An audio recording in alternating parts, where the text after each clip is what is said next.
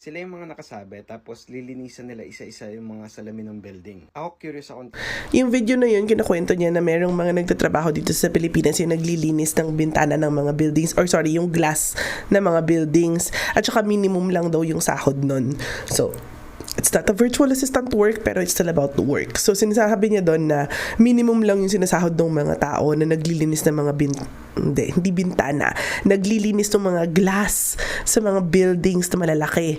At saka it takes like a month before matapos ang isang buong building kapag nililinis yun. So, it's funny here in the Philippines na minimum wage yung ganong klaseng trabaho, because I personally have a friend who's based in Australia. He's an Australian.